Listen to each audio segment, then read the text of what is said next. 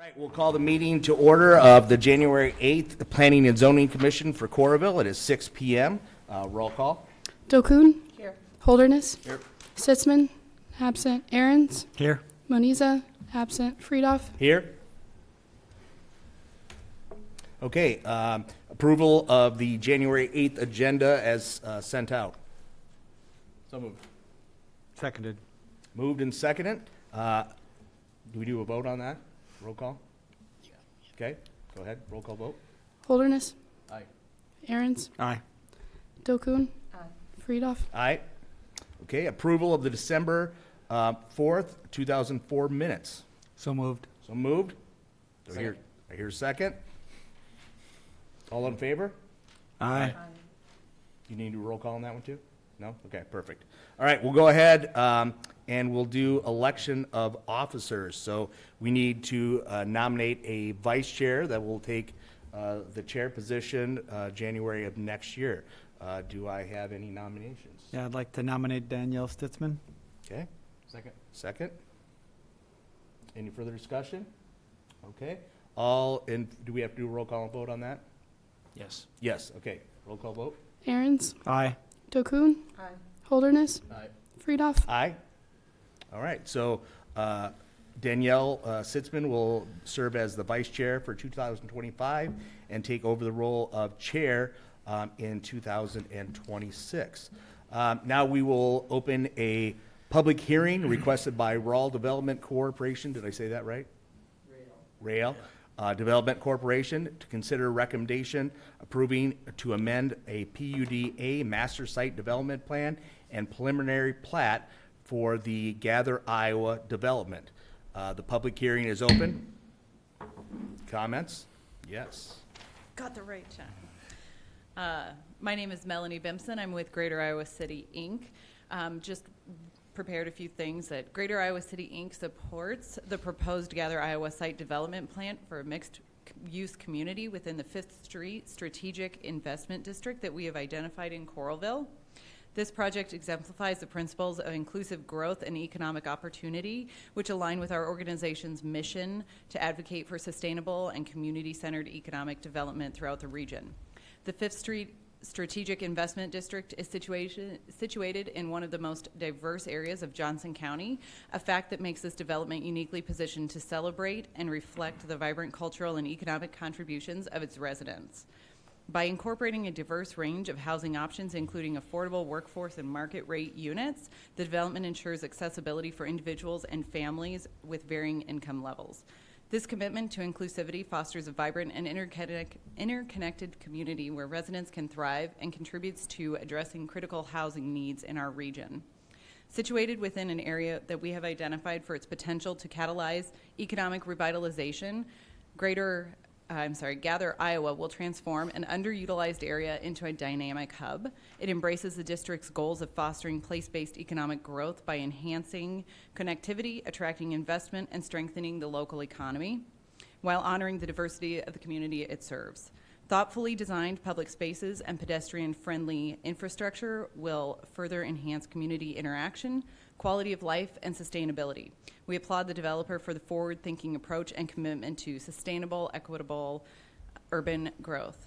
As your economic development partner, Greater Iowa City, Inc. remains dedicated to supporting developments like this that contribute to a thriving, resilient, and inclusive community. And we are also committed to supporting the existing businesses in this area to remain an important part of this development, explore options available to us to ensure that these businesses are considered as important components of the planning process and that they have a place to continue to operate in Coralville. In doing so, we can ensure that Coralville's strategic investment district becomes a model for balanced and inclusive economic growth. Thank you. Thank you. Anyone else would like to speak in this public hearing? They're with you, okay. Hearing none, we'll close the public hearing.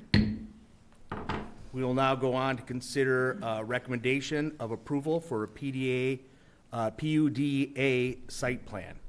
Dave, do we vote on that first, or do you have any comments to provide us? Just a little background, the original zoning and master development plan was approved by Planning and Zoning Commission as well as City Council back in 2022. The subsequent PUD-B site plan, which gets into, is the development-ready site plan, was approved in 2023. I would add that this property is located in the southeast commercial district.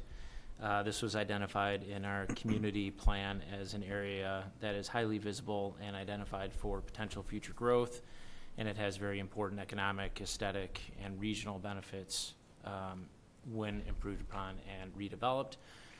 It goes without saying that this area is in need of reinvestment. This area is also within the floodplain, so wholesale redevelopment efforts are surely welcomed by the city of Coralville. And this development checks those boxes as well as the goals outlined in our community plan. This is a mixed-use restaurant, multifamily, and residential development. There will be some retail uses, and what is being presented to you is very similar in concept to the plan approved in 2022. There's a future component shown as Lot 5 on this that is not part of this. However, just as a FYI, it is included and shown here, but it's not included in the actual legal description or plan. That'll be addressed at a later date. However, again, very similar.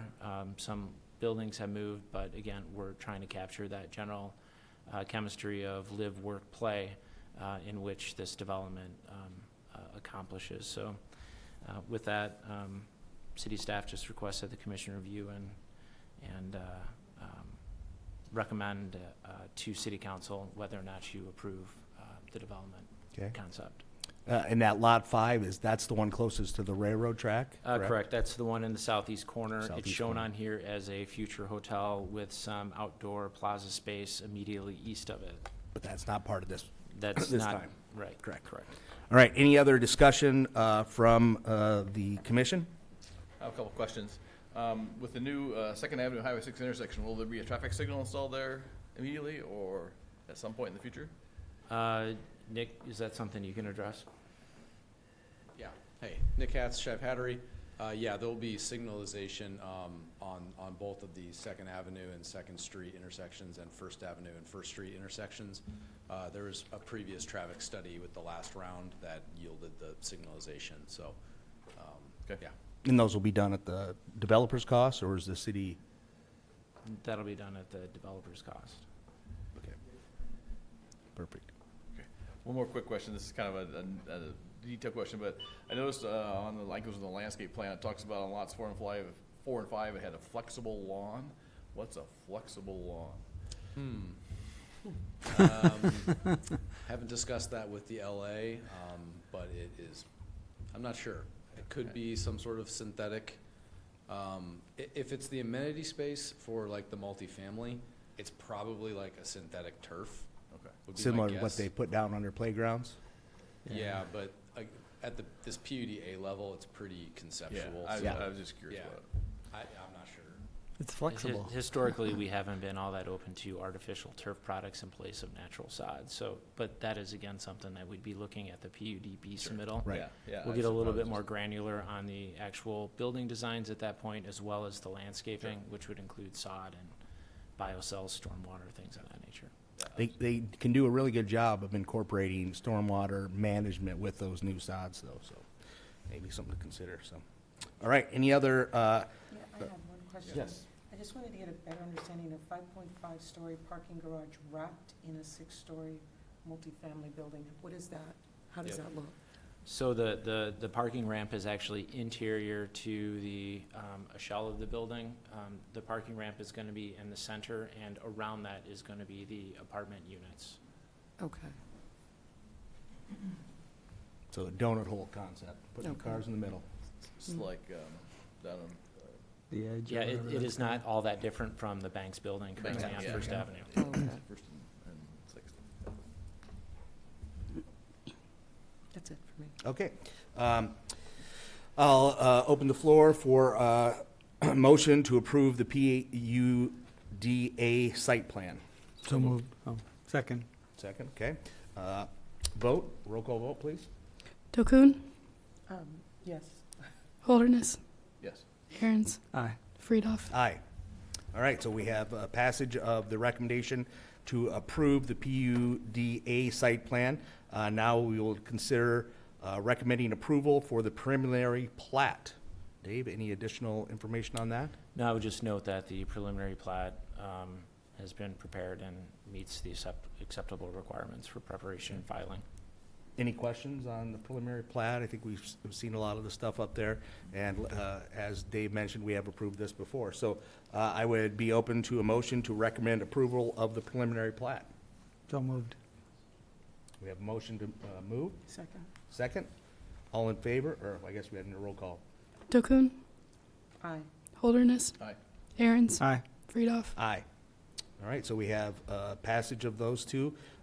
Moving on to item 7, zoning code amendment pursuant to City of Coralville Code Ordinances, Chapter 165. Do you want to lead us through that, Dave? Sure. This is really a housekeeping item that I do as I encounter issues and opportunities related to zoning, development, things like that. I take note, and we discuss and identify opportunities for any amendments to our code. It's just about that time where I just want to present some of these proposed changes to the Planning and Zoning Commission and have you make a recommendation to City Council. Okay. And also discuss or answer any questions you you all. may have. I'll just give you a very brief overview of these changes, but I am adding a definition of architectural metal to Chapter 16505 in definitions. This is a design guideline, and oftentimes designers request clarity on that. Item 2, we are adding a definition of convenience store. Again, convenience store is referenced in some of our design manuals, however, it's not defined, and this provides a clarity and direction for designers as well. The definition for substantial improvement in Chapter 16505 is being expanded to include structures and signs. This is important in bringing nonconformities into conformance. Item 4, automobile, trailer, motorcycle, boat, farm, implement, construction equipment establishments for display, hire, rental, and sales are going to be an allowed provisional use in the I-2 light industrial district. It is not all that unusual to see car rentals in these districts.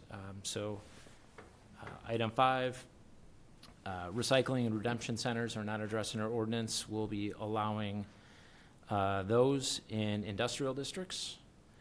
Chapter 165.30, moving truck, trailer, self-storage facilities are being added to allowed uses in the I-2 light industrial district.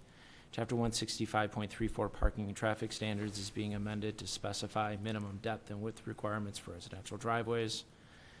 Chapter 165.35, sign standards will be amended to void sign permits not commenced within 6 months of its issue date.